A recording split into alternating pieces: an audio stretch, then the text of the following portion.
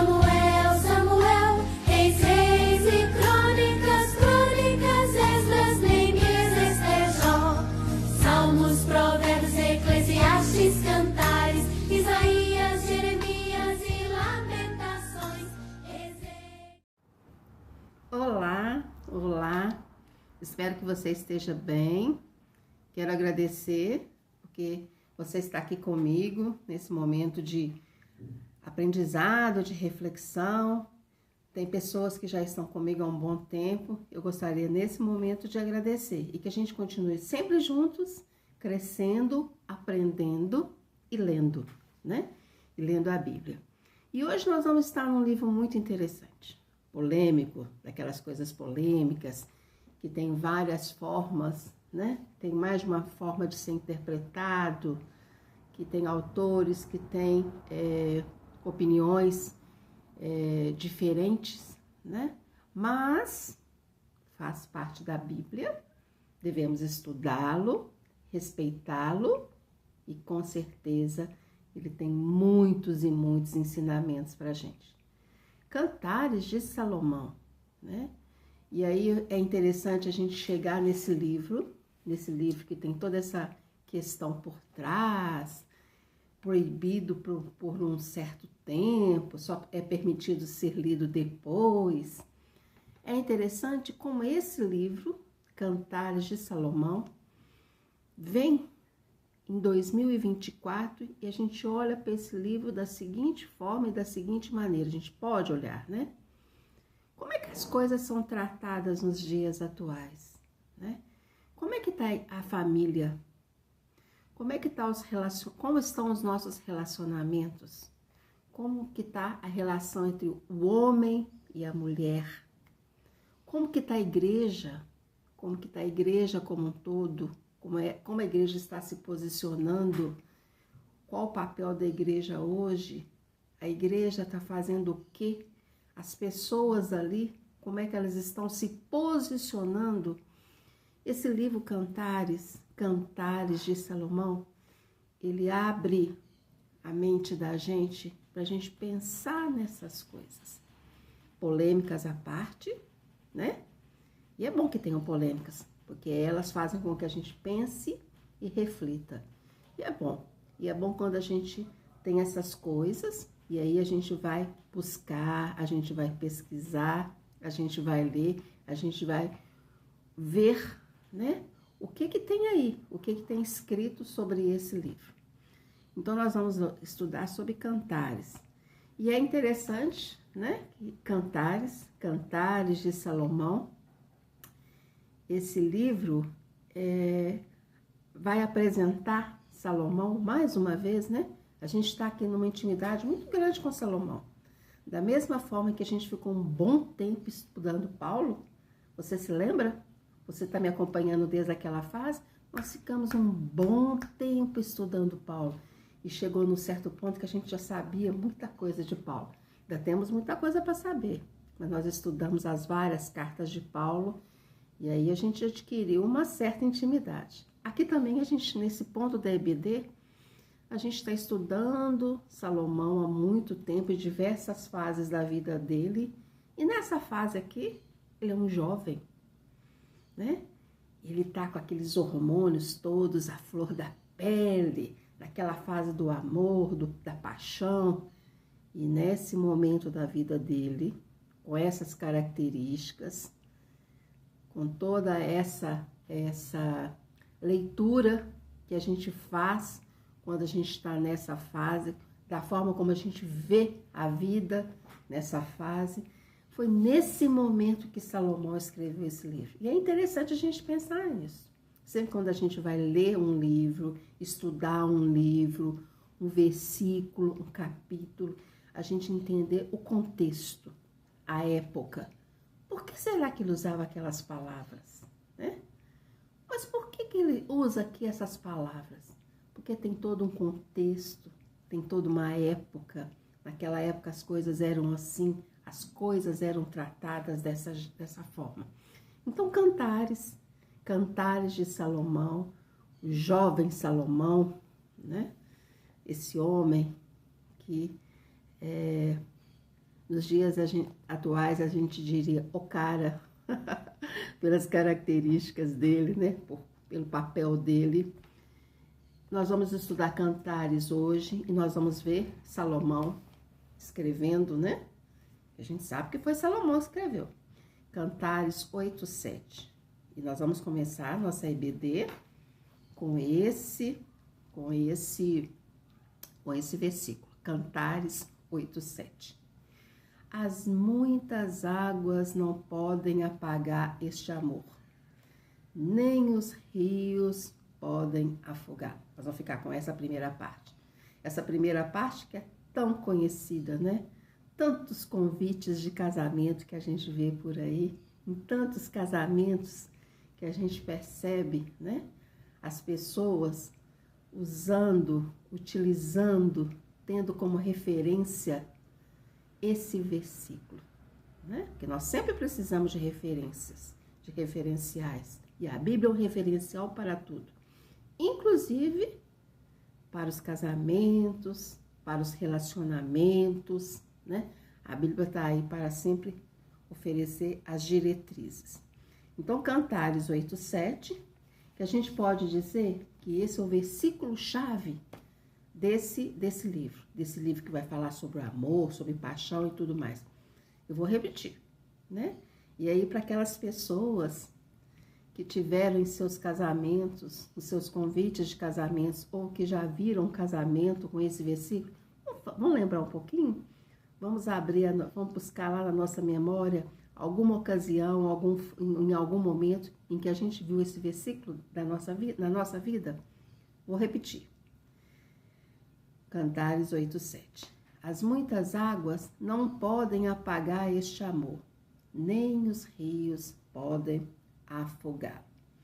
E aí, esse livro, que tem um vídeo que eu vou deixar falando, né? Dando a visão geral do livro. Mas é interessante. É interessante como Deus, né? Como na Bíblia, a gente tem referenciais para tudo, né? A gente pode buscar, pode ser o nosso livro de consulta, de referencial, de bússola, de GPS, de Waze, para tudo. E aqui a gente vai ver que esse livro apresenta essas diretrizes. Ele mostra, ele tem esses referenciais. Ele fala sobre relacionamentos. E depois a gente vai ver, né, que para além disso, vai falar também de Cristo, da igreja. A gente vai ver isso aqui também. E aí a gente vai ver que nos relacionamentos, mostra as diversas fases do relacionamento. A fase da conquista, com aquelas coisas todas, que são lá nos primeiros capítulos. E aí a gente vê a linguagem, né? Como que Salomão fala dessas coisas de uma forma toda poética, toda bonita, usando palavras bonitas, usando coisas do cotidiano dele, né? Ele fala algumas coisas, né? Ele fala do corpo da mulher como um todo, e aí ele usa palavras, ele usa expressões. Então a gente vai ver também como há aqui a questão da conquista, do galanteio, a questão do tratamento no relacionamento, né? Como se comportar no relacionamento. E aí, quando eu estava estudando essa semana Cantares, eu fiquei pensando o seguinte, né? Como é que a gente fala?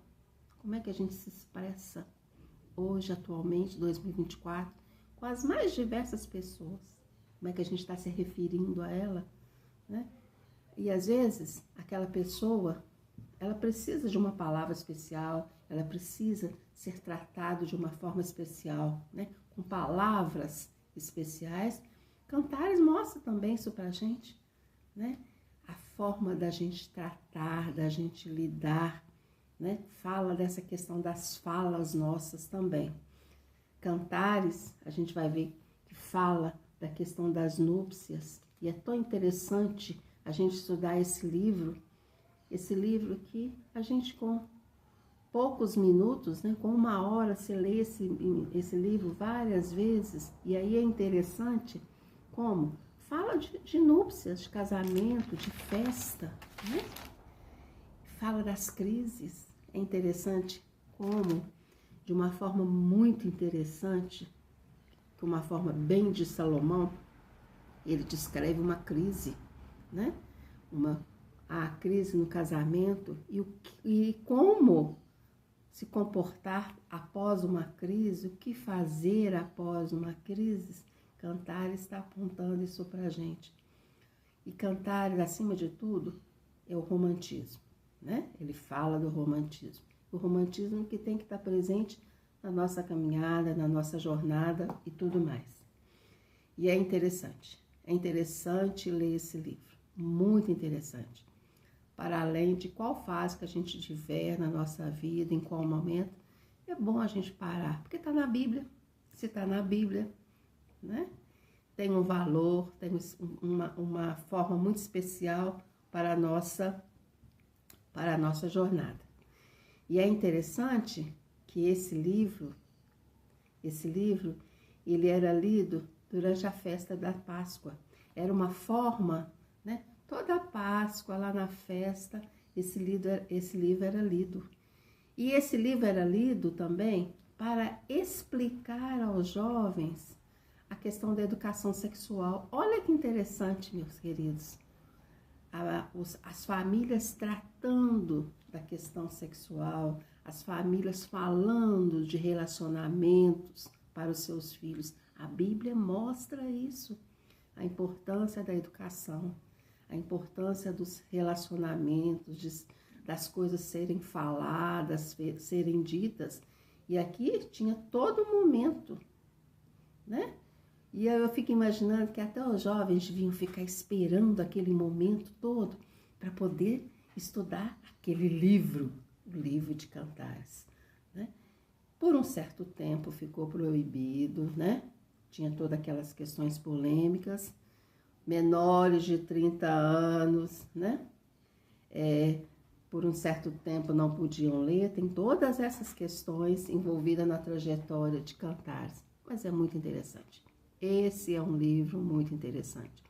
E é um livro também que trata do relacionamento entre Cristo e a igreja, né? Então a gente vai ver que há toda essa questão que pode ser tratada, que pode ser discutida nesse livro. O homem e a mulher, Cristo e a igreja, né? Cantares está apontando isso para a igreja. Mas então, né, depois dessa minha introdução, nós vamos ter aquele nosso vídeo. Aquele vídeo que já faz parte da nossa EBD. Eu, particularmente, né, como professora, eu acho que é muito importante a gente ter toda essa parte visual, que muitas vezes é através dessa parte visual, né, que a gente muitas vezes consegue pegar uma série de coisas, uma série de informações. Então, vamos ver um vídeo, que é uma explicação sobre esse livro. Vamos lá?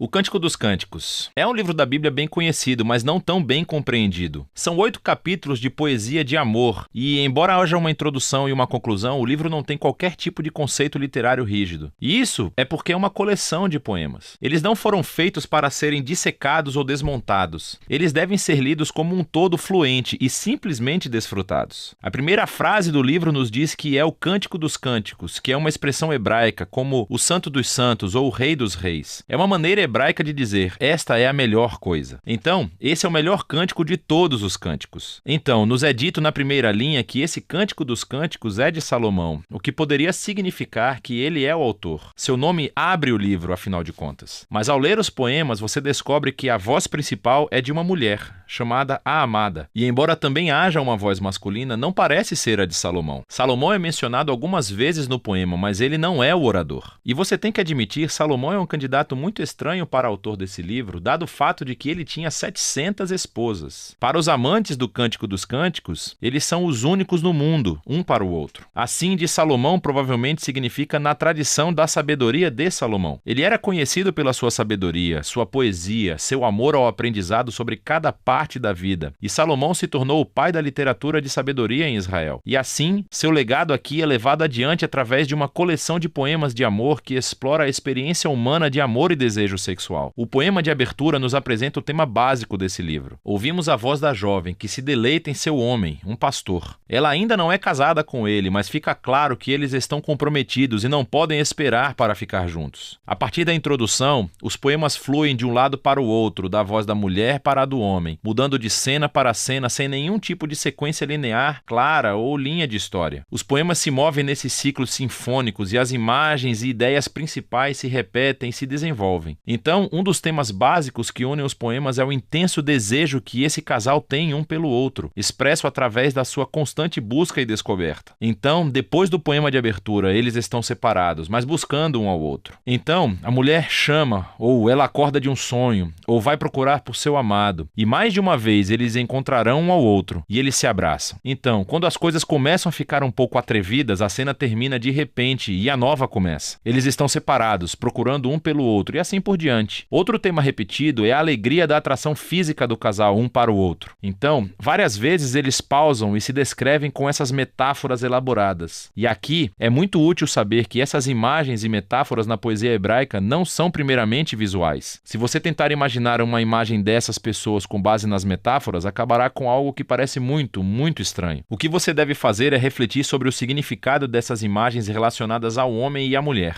Então você lerá os ciclos poéticos e a tensão continuará aumentando no desejo, alegria e atração que eles sentem. E essa repetição em espiral é uma maneira poética de aumentar e focar o mistério e o poder do amor sexual. Tudo se encaixa na conclusão, que faz uma pausa para resumir o que são esses poemas. O amor é tão forte quanto a morte. Suas paixões são duradouras como a sepultura, suas labaredas são de fogo, uma chama divina. Muitas águas não podem extinguir o amor. Rios não podem varrê-lo. Se algum homem tentasse usar todas as suas riquezas para comprar o amor, a sua oferta seria desprezada. O poema destaca o poder e a intensidade do amor. Como é bonito, mas também perigoso. Como o fogo, o amor pode destruir as pessoas se elas forem maltratadas ou ser estimulante se estiverem protegidas. No fim das contas, o amor expressa o desejo humano insaciável de conhecer e ser totalmente conhecido e desejado por outro. O amor é uma das experiências mais transcendentes e misteriosas da vida humana. E como parte da tradição da sabedoria da Bíblia, esse livro diz que é uma dádiva de Deus. Depois disso, há um poema estranho sobre Salomão tentando fazer o que o poema anterior acabou de dizer que era impossível: comprar o amor. A mulher rejeita a oferta de Salomão e, em seguida, o livro conclui com o homem e a mulher. Eles estão separados novamente, na busca de um pelo outro. Ele liga para ouvir a voz dela. Ela implora para ele fugir com ela, e assim o livro termina. É totalmente aberto. Mas isso é muito parecido com o amor, que nunca termina verdadeiramente, porque há sempre mais para descobrir e perseguir em sua amada. E o verdadeiro amor não tem fim, e nem esse livro. Agora, através da história, a grande questão levantada pelo Cântico dos Cânticos é: o que raios a poesia de amor está fazendo na Bíblia? Houve 3 interpretações principais desse livro ao longo da história. Na tradição judaica, era lido como uma alegoria. Cada personagem é um símbolo. Então a mulher é Israel, o homem é Deus, e o seu amor é um símbolo da aliança entre Deus e Israel feita no Monte Sinai na entrega da Torá. Essa visão fluiu para a tradição cristã, mas os personagens foram trocados. Então é sobre o amor de Cristo pelo seu povo, a igreja. E essa interpretação foi inspirada pelas palavras de Paulo em Efésios 5, de que o amor de um marido cristão pela sua esposa é um símbolo do amor de Cristo pela igreja. O que é interessante é que nos últimos 100 anos, descobertas arqueológicas entre antigos vizinhos de Israel no Egito e na Babilônia revelaram todos os tipos de poesia amorosa antiga, que é muito semelhante em linguagem e imagens ao do Cântico dos Cânticos. Vemos que a poesia do amor era uma parte significativa do ambiente cultural de Israel, o que levou a maioria dos estudiosos hoje a ver o Cântico dos Cânticos como o que ele se representa, um arranjo de poesia amorosa israelita que reflete o dom divino do amor. Mas isso não significa que seja apenas uma antiga poesia de amor. Há uma característica fundamental desses poemas que se destaca quando você os lê como parte do Antigo Testamento, e esse é o uso irresistível de imagens de jardim. Há ecos poderosos do Jardim do Éden e da cena cena idílica entre o casal nos primeiros capítulos do Gênesis. Então, a imagem do homem e da mulher, despidos e vulneráveis, mas completamente unidos e seguros um com o outro. Isso ressoa no painel de fundo de Cânticos dos Cânticos. É como se nesses poemas estivéssemos testemunhando o amor de um casal cuja relação não é contaminada pelo egoísmo e pelo pecado. E, finalmente, a canção mantém a esperança de que, embora nossos próprios relacionamentos sejam tão frequentemente distorcidos pelo egoísmo, o amor é um dom transcendente. E é para nos apontar para algo maior, para o presente do amor de Deus que um dia permeará e transformará seu amado mundo. E é disso que se trata o Cântico dos Cânticos. Bem, após ter visto esse livro, esse vídeo que fala sobre cantares de Salomão, vou lançar aqui um desafio para você. Vamos ler esse livro durante a semana, né? Vamos ver como a Bíblia está mostrando para a gente, em dias atuais, né? Em que as coisas estão tão banalizadas, tudo muito banalizado. Como é que a Bíblia está mostrando, está apontando, está sinalizando para a gente, né? Porque nós estamos vivendo 2024, mas nós temos as nossas referências. Nós temos indicadores de como ser, de como comportar, de como tratar, vivendo o dia a dia, vivendo o nosso cotidiano. Ok? Fica aqui o desafio. Vamos ler cantares. E nesse momento da EBD, que também já faz parte, né? Já está incorporado na nossa aula, nós vamos vamos cantar um hino, literalmente. Vou pedir para você cantar comigo esse hino. Esse hino, que é o hino 454 do cantor cristão. Vitórias sobre as lutas. E aí a gente, vivendo esses dias tão difíceis, com tantas coisas acontecendo, guerras, rumores de guerras, a família sendo literalmente atacada, né? A Bíblia sendo literalmente atacada, é como se estivessem pegando a Bíblia e rasgando ela em pedacinhos. Vamos cantar esse hino, né? Esse hino que é um refrigério para nossas almas, né? É um hino que nas nossas aflições, nas nossas lutas, a gente pode cantar esse hino e falar: Deus é Deus, Deus é soberano. E Deus é o autor da nossa história. Ele é o autor da nossa história. Então vamos cantar esse hino? Hino 454 do cantor cristão. Vitória sobre as lutas. Vamos, irmãos, cantar nosso Senhor, louvar e exaltar. Temos por lutas passados, umas terríveis, cruéis, mas o Senhor tem livrado delas seus servos fiéis. Força e poder nos tem dado, Ele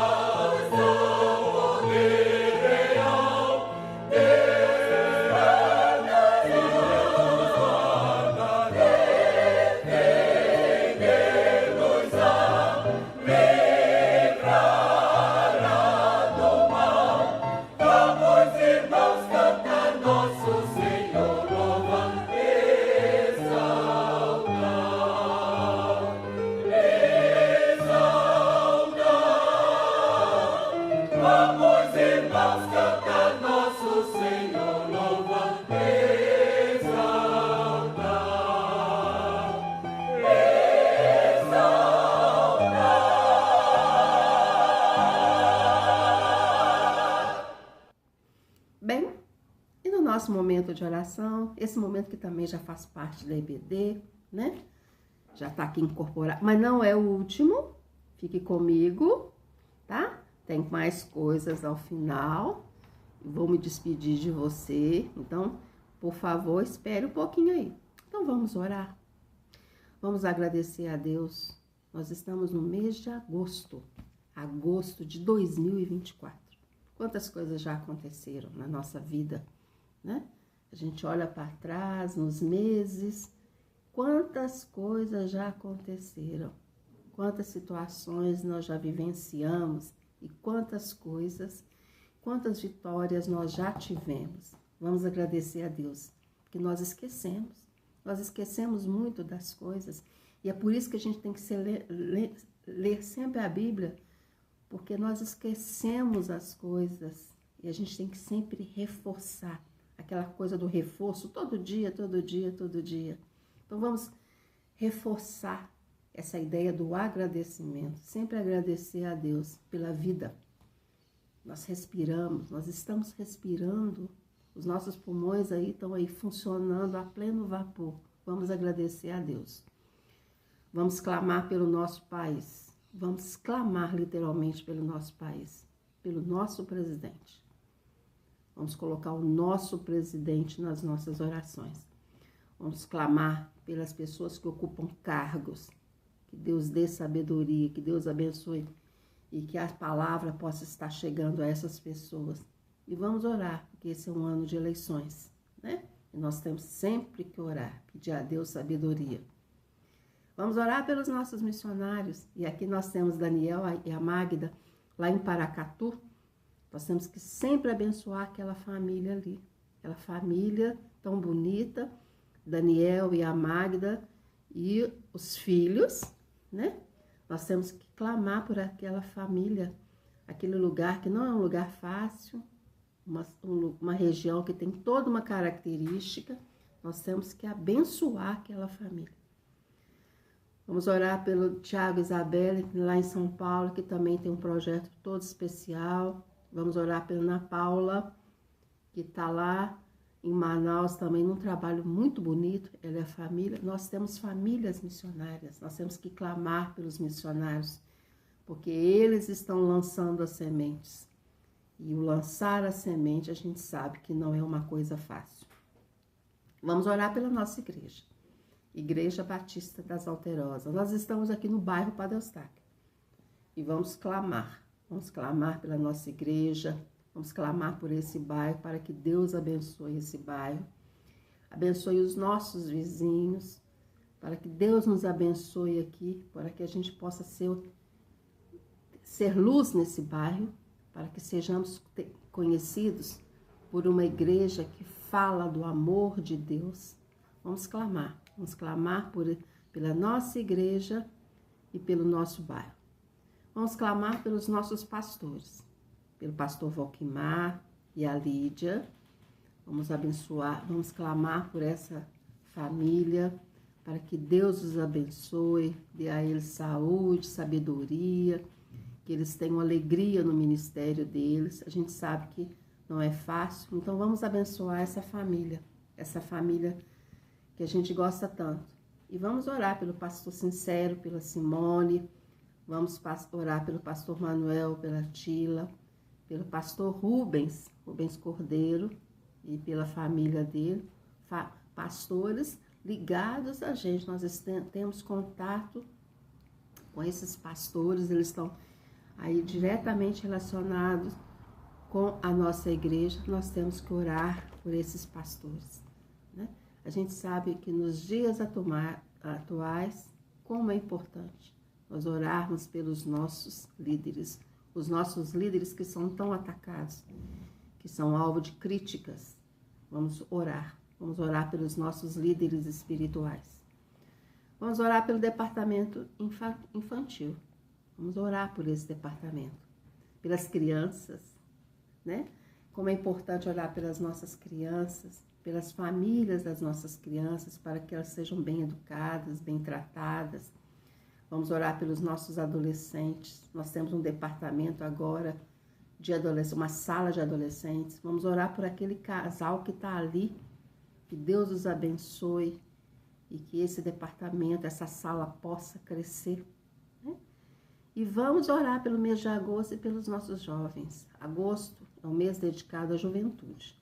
Então vamos orar pelos jovens da nossa igreja. E vamos orar por esse casal que está aí, a Laís e o Saulo. Que esse mês seja um mês abençoado. A gente vai ter toda uma programação voltada para a juventude. Que Deus os abençoe. Que Deus dê a eles sabedoria, criatividade e que eles possam fazer um bom trabalho e que os nossos jovens também, né, possam ser abençoados, eles e as suas famílias, os seus trabalhos, as suas escolhas, né? Que Deus possa estar abençoando. E vamos orar, meus queridos, por esse grupo que eu sempre falo dele aqui na EBD. Os nossos idosos e os nossos enfermos. Para que Deus possa abençoar os nossos idosos e enfermos. E também aquelas pessoas que cuidam dos idosos e dos enfermos. Porque para que eles sejam bem tratados, bem cuidados, que eles recebam carinho, que eles recebam afeto, né? Nessa fase em que eles precisam, para que esse carinho, esse afeto, esse cuidado esteja chegando a esse grupo tão especial, para que Deus os abençoe. Vamos orar, meus queridos, pelas nossas ofertas, pelos nossos dízimos, pelas pessoas que estão dizimando, as pessoas que estão ofertando, que Deus os abençoe. E aquelas pessoas que por algum motivo não estão fazendo, né? Para que eles também sejam tocados, sensibilizados nesse sentido. E vamos orar pelos nossos ministérios. Nós já temos vários ministérios em ação, nós temos vários aí, grupos já atuando, grupos já agindo, né? Gostaria que a gente estivesse orando por as mais diversas áreas da nossa igreja. Nós temos a ação social, nós temos a área da música, nós temos a área do evangelismo, nós temos a área de missões, a área de educação, né? Nossa, são tantos ministérios. A gente vai falando assim, a gente até esquece de tanta coisa que já está atuando na nossa igreja. Muitas vezes pessoas que já estão fazendo todo um trabalho especial e diferenciado e que muitas vezes não são lembrados e que eu até esqueci aqui, mas que Deus esteja abençoando cada trabalho, cada ministério, a multimídia, que é tão importante nos dias atuais, para que Deus os abençoe esse ministério na nossa igreja e que outras pessoas possam vir trabalhar nesse ministério, né? Nós precisamos de pessoas para trabalhar nessa área, nós precisamos de pessoas para trabalhar na área da recepção também, né? Mais e mais pessoas ali nesse trabalho que é tão especial e que essas pessoas que estão trabalhando ali também sejam abençoadas, né? São pessoas que recebem as pessoas com carinho. Vamos abençoar esse ministério. Vamos orar pelas pessoas. Vamos orar aqui pela maturidade. Nós temos um ministério que trabalha com essa área da maturidade, para que Deus abençoe, né? Que as pessoas possam participar, que esse ministério possa atingir, né? Procurar atingir um número maior de pessoas. Queridos, nós temos que orar, clamar sempre. Sempre e sempre e sempre, né? São tantos motivos que a gente acaba esquecendo, nomes que a gente acaba esquecendo, né? Por isso que eu não gosto até de ficar citando os nomes, que a gente esquece. E isso muitas vezes não fica bem, né? A gente esquecer as pessoas. Mas que Deus abençoe todas as pessoas que estão trabalhando e que elas sejam abençoadas e que um grupo maior seja tocado e despertado nesse sentido de querer trabalhar, querer colocar a mão na massa, porque nós precisamos.